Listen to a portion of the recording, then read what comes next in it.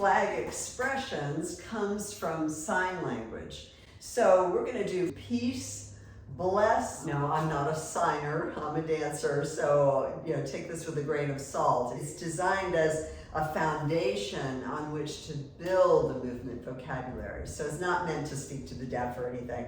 So for peace, your one hand is on top, other hand on top, and spread.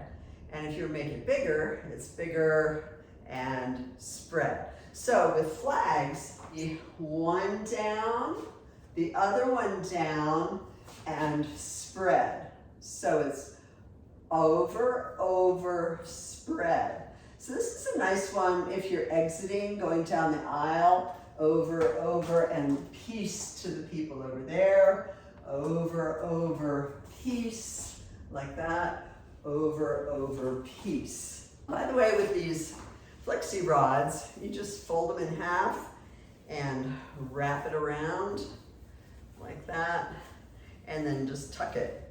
Though, if you're going to store the flags, I would store them out flat and rolled. Because over time, especially if it's a hot car or something, the rods could break.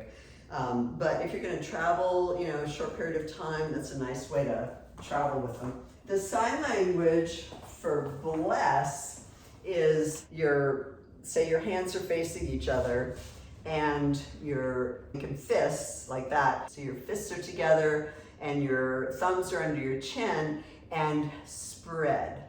So likewise with the flags for bless is just up, and then you have to flip it to bring it down.